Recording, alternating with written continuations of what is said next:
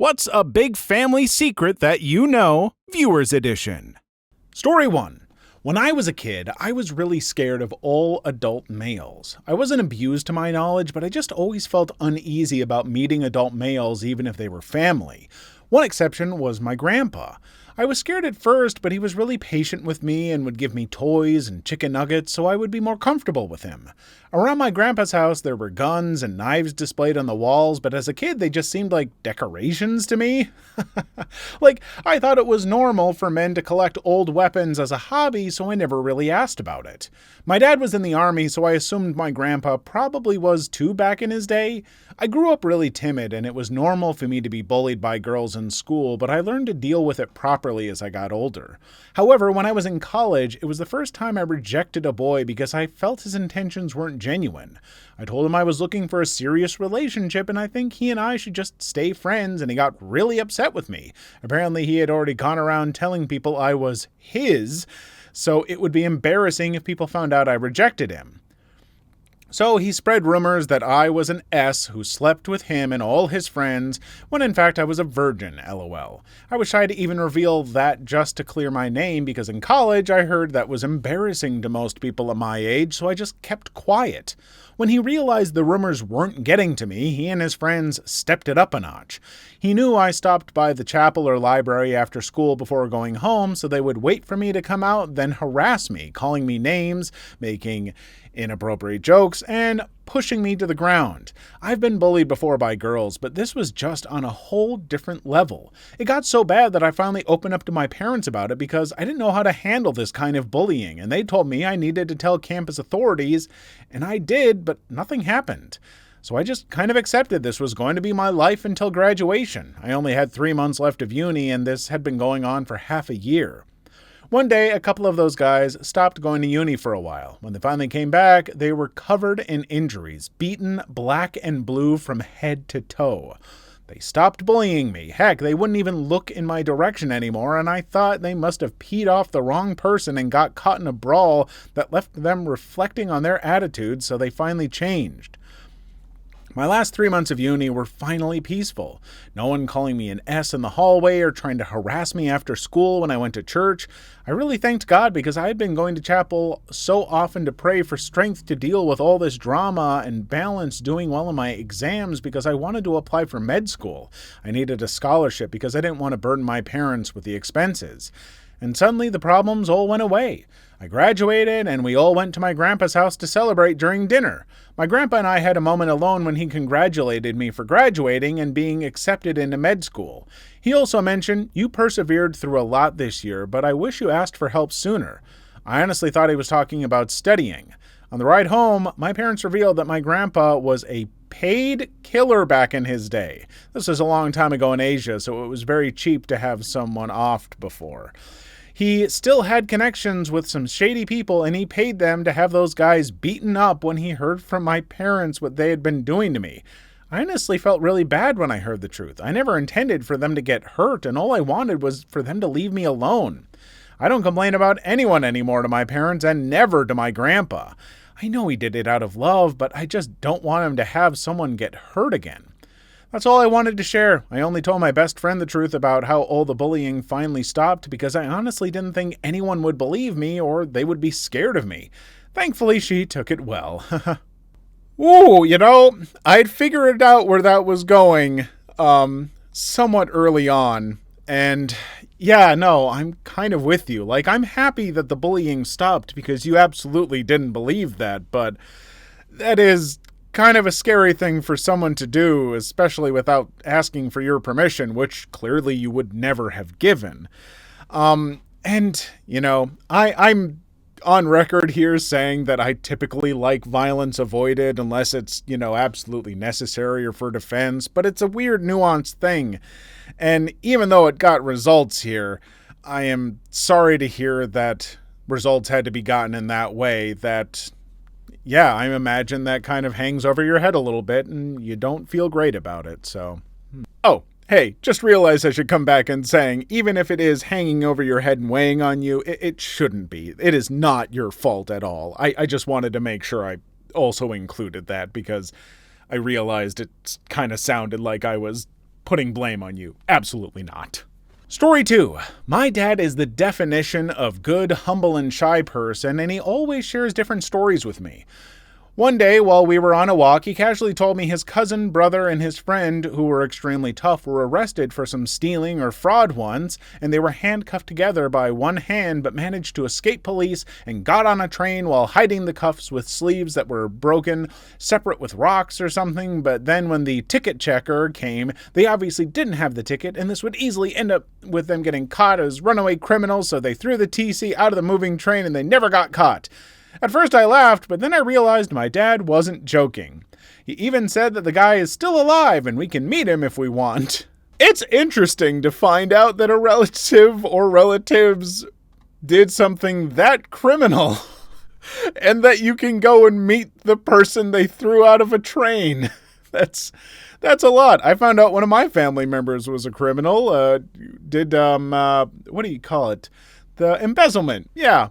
And I won't say who, but I was often compared to this family member. And when my mom told me about the fact that he did embezzlement, she's like, "You're a lot like him, but don't be that much like him." Story 3. My grandmother was Algonquin Metis. She refused to ever speak about her childhood.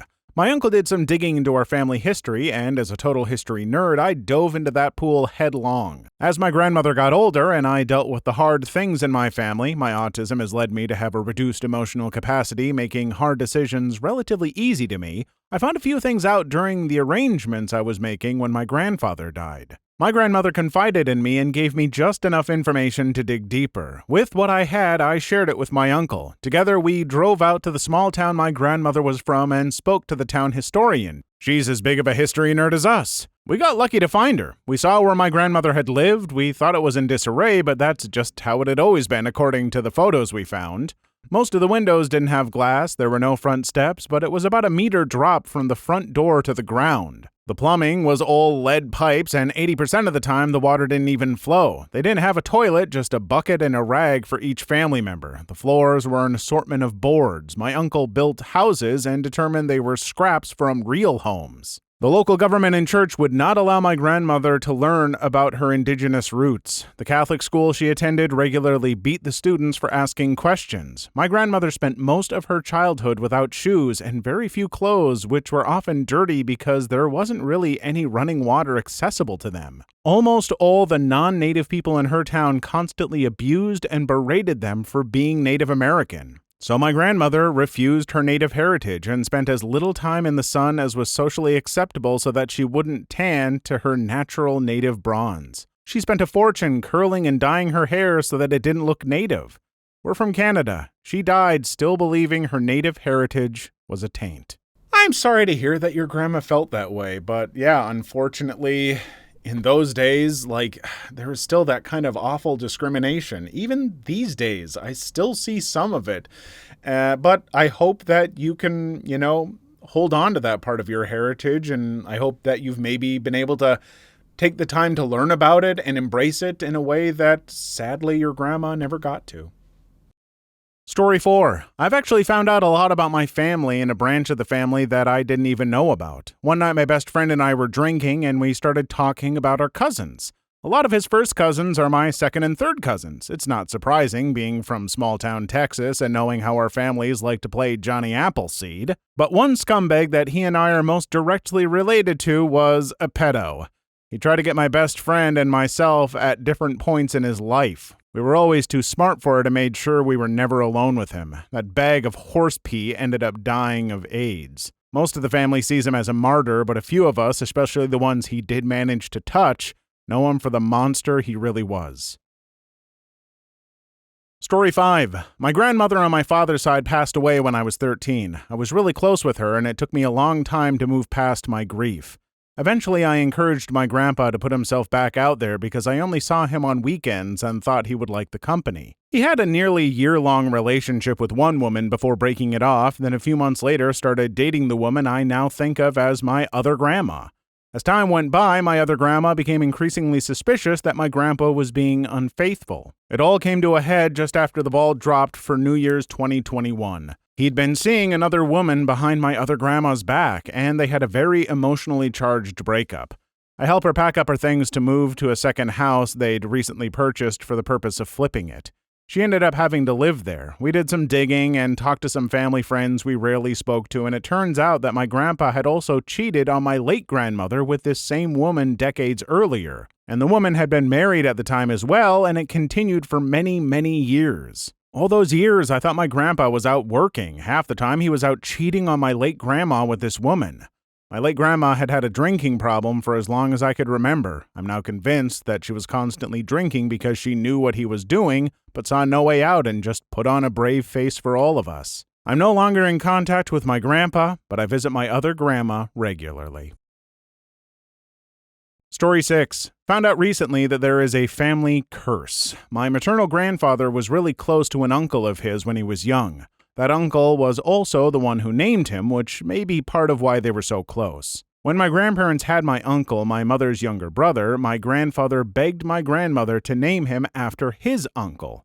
His uncle had the name Bethel, but went by Beck. My grandmother hated the name, but compromised and let it be his middle name. My uncle spent all of his life going by Beck. He preferred it to his first name, James. My mother and Uncle Beck, her brother, never got to meet the elder Beck. In February of 2022, my uncle passed away from liver failure caused by a lifetime of alcoholism at age 45. The curse comes in here. My grandfather had never told us what happened to the elder Beck. We just assumed he had been an older man when my grandfather was born. He wasn't. Elder Beck passed away at 41 from drinking himself to death. He died in the 60s and wasn't looked at to see if he had liver damage, but it was known that the lifelong alcoholism had ruined his health in some way to cause his death. My mother and I think this may not have been the first time this has happened in our family. Just to be on the safe side, the names Bethel, Beck, or any variant of it, such as Becky, will not be used in our family for a really long time. You know, I might not believe in curses, especially associated with, names and stuff. I'm sure explanations could be made, connections made far beyond a name, but I still definitely don't blame you.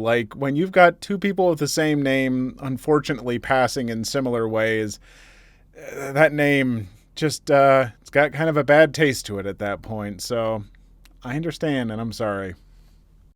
Story 7. I have some regular ones. My mom didn't care for my dad's dad and my uncle. On top of this, my paternal grandpa, great guy, was a recovered alcoholic who died without money to bury him. Long story short, some miscommunication plus some other circumstances regarding paying for the funeral/burial kind of caused a rift in my dad's family and a fallout between my dad and uncle. This explained why I never really saw my dad's side of the family that much.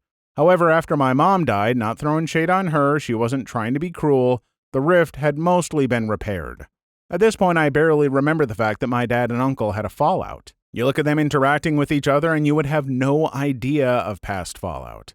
There's some stuff about my paternal grandpa's dad being alcoholic and at times abusive in the past. The relationship seemed strained, but never to the point of anybody cutting off contact with each other. On my mom's side, particularly her dad's side, is where the stories get interesting. My great-grandma, after she was widowed, used the corn they grew on the farm to make moonshine during Prohibition. We don't judge her for it. It isn't exactly a family secret, rather just an interesting fact that there wasn't exactly a reason to tell me of.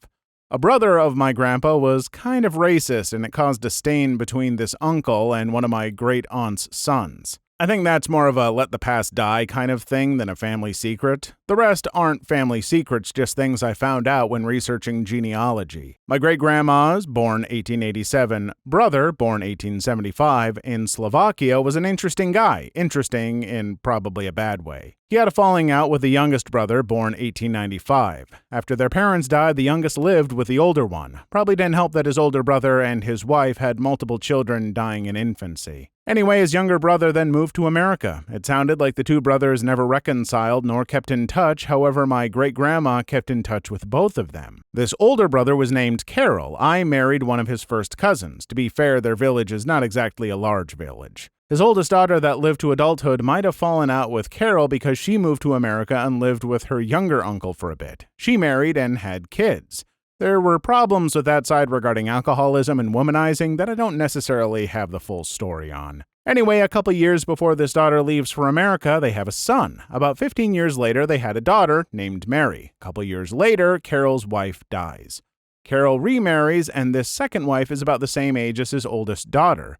They have a son. When I talked to this youngest son's family, it sounded like they had no idea of the oldest daughter. Mary, at age 17, marries her second cousin, who's about 9-ish years older than her. They have a daughter.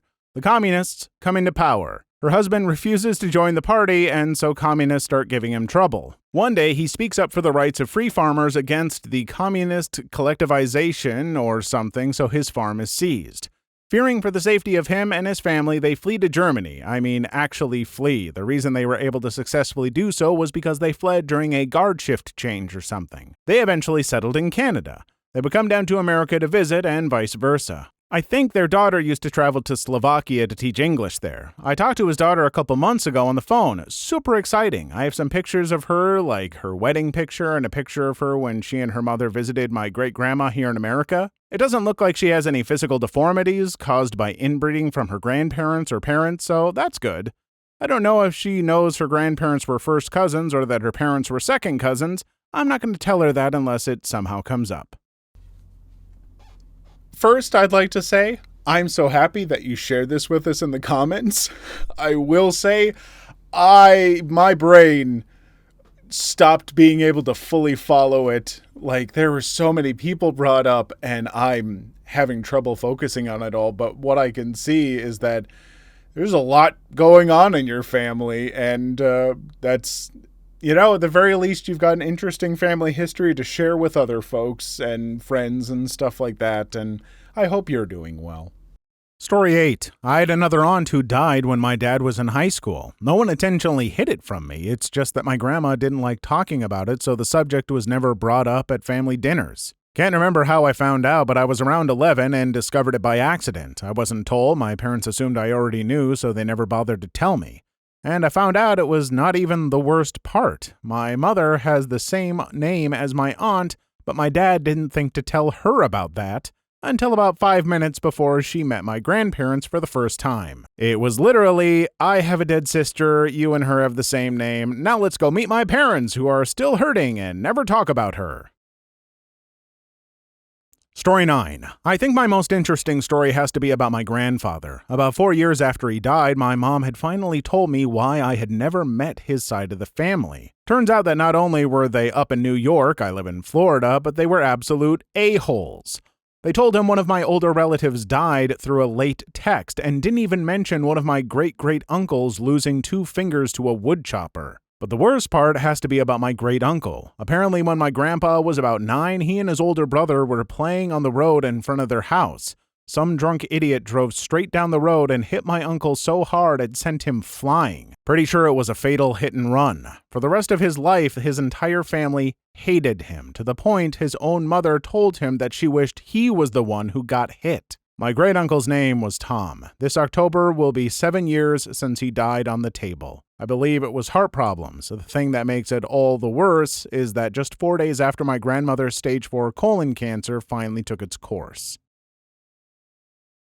Story 10. My youngest aunt on my mother's side is both the half-sister and cousin of all my mom and the other siblings. My grandfather's younger brother came to live with them at some point after he lost his job, and he and my grandmother had an affair resulting in my youngest aunt. My grandparents divorced after that, and my grandmother then married my mom's uncle.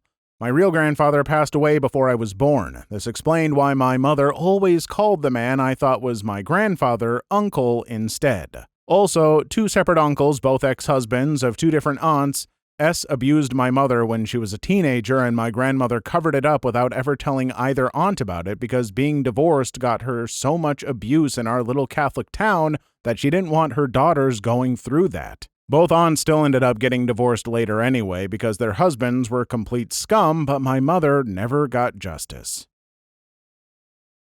Story 11. I think I have a good one. I'm a French teenager at the moment, and my mom was born in Corsica from my grandmother and my original grandfather, who then cheated on my grandmother, which led them to divorce. But since I was a child, every summer holiday, my mom, dad, sister, and I would come to Corsica to go to the beach and see my family there. I had multiple wonderful people that I loved there, especially my uncle and aunt, who were the nicest people I've met until this day.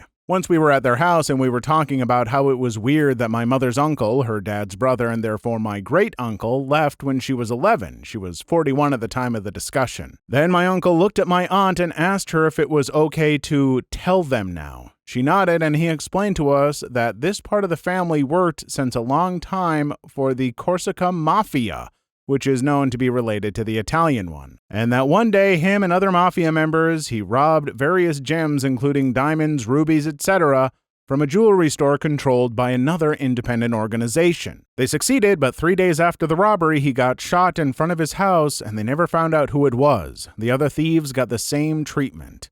He then said that my grandfather was the first and only one that lived a normal life and didn't want to do anything related to this kind of business. When my grandfather learned about the circumstances of his brother's death, he hid it from my mom because he thought that it would traumatize his daughter to learn that her uncle got shot to death in front of his own house, so he just made up that he moved away. As you could imagine, a big silence happened after the revelation, and my mom just said to us to get out of the house because we needed to leave. We were going to anyway.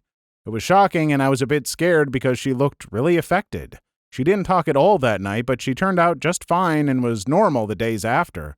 I was also concerned because I thought that we wouldn't come to my aunt and uncle's anymore, but luckily it was not the case. It was 3 years ago, and we still go to their house every summer, and everything's fine, and we just try not to talk about the rest of Corsican family because my mom felt like this wasn't the only odd thing that happened back then because she had a lot of weird moments with relatives that could be explained by this.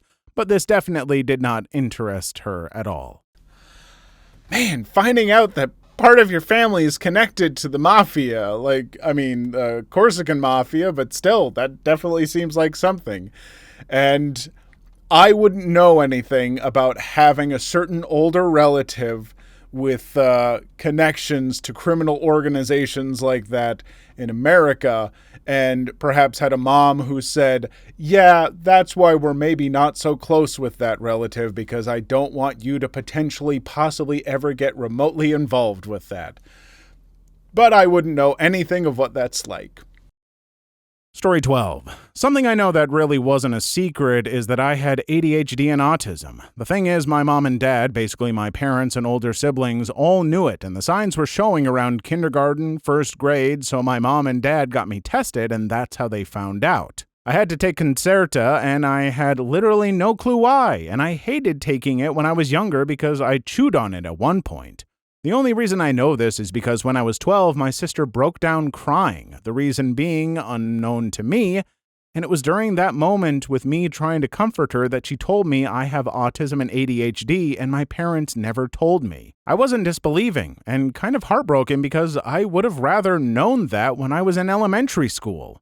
When I asked my mom why she never told me when I was younger, she said it was because she didn't want to make me feel like an outcast or weird. It backfired on her, though, because learning it at 12, it was not helpful to my self-esteem in the slightest. It explained some things about me, but didn't make me feel better about myself because if I had known, I would have been able to at least tell my first grade teacher that I apparently wasn't neurotypical. Probably would have stopped me being verbally abused by teachers in my elementary school earlier. Another thing I learned that technically wasn't a secret is that the principal of the first elementary school I went to, same one where I began showing signs of autism in first grade, was a misogynist, which explained why no one was doing anything about me being bullied until my brother literally threatened one of my bullies and told the teacher to do her job or he'd do it for her. Story 13. I was in the same elementary school class as two second cousins whose moms were my mom's cousins. But I had no idea why my great-grandma on mom's side never had family celebrations or which grandparents of those classmates of mine was related to. Turns out my grandpa was a violent alcoholic and abusive piece of crap, and he and his sister never met or talked despite living less than 100 meters apart on the same road. Neither had any desire to mend that relationship. My mom always loved her aunt a lot and spent a lot of time with her and her cousins, who are around the same age as her, but because of my grandfather's disapproval, neither me nor my brother ever went to her birthdays. But my mom did, and it always resulted in arguments. My mother and grandfather had agreed to never mention my grandpa's sister to us or talk to us about her since my mom didn't want to burden us. When I visited one of those cousins' houses for the first time, my great aunt, who lived there too, came to check if we needed anything because she knew her granddaughter, had a friend over, and when she saw me, she almost cried and kept coming, which both my cousin and I thought was weird. I mentioned it to my mom after that, and my mom told me she was my grandpa's sister but didn't elaborate. I only realized that something was weird much later when my mom had her 50th and celebrated with her aunt and her side of the family in a second separate celebration, and I asked her why she was having two parties, and why that side of the family had never been a part of any family celebrations. Apparently, my great-aunt told my grandpa very clearly that she thought he was a piece of crap, I agree, and he cut all contact with her. She had no desire to have any kind of contact with him, but she and my great-grandma were essentially the people who raised my mom, since my grandpa wasted all his money on partying and cheating with other women while my grandma had to work full-time in a factory to earn enough for the family. And when she got home, she had to do all the housework. My mom started doing housework independently super early as a kid to help out, too. My great-aunt didn't come to my grandpa's funeral. Even though they were siblings and lived so close in the small village, they somehow managed to not even talk or be in the same building at the same time for more than half a century. On one side, it's like, you live in the same village, you're siblings, but you can't reconcile at all, and, that just feels like, oh man, just kind of sad. But at the same time, I'm also a huge advocate for, the blood of the covenant is thicker than the water of the womb, my friends. You get to decide who is your family, be they related by blood or not. And if you truly have a problem with a family member, it doesn't matter how close they are or how much people say that you should rectify things. If you truly don't want to and you believe you have reason to not, reconcile, you don't have to. Story 14. I have a few from my very interesting parents. First, my dad was married to two other women before my mom and I knew about his first wife earlier in my life because of my half-brother, but I didn't know about the second wife until my late teens when my parents were telling me and my brothers how they met. Second, both my mom and her younger brother are adopted, and I wasn't actually Indian even though half of my last name is Indian. Third, my mom's uncle was the Prime Minister of India, and her adoptive father is so high in the caste system that he played rugby with and taught princes. Fourth, my dad's stepmom had only married his dad for money and the benefits that he had for being a veteran, so when he died, she took all of his money and tried to leave the country. Fifth, that it was my fault that my younger brother was born a month early. Apparently, when I was almost 2, I refused to walk anywhere, and on Christmas Eve, my mom took me to work and was carrying me all day even though she was 8 months pregnant. Later, around midnight, the stress on her body from carrying me around along with her being heavily pregnant caused her water to break and my brother was born on Christmas Day. Please leave your story in the comments. I would love to make a video on them in the future. Also, don't forget to like and subscribe.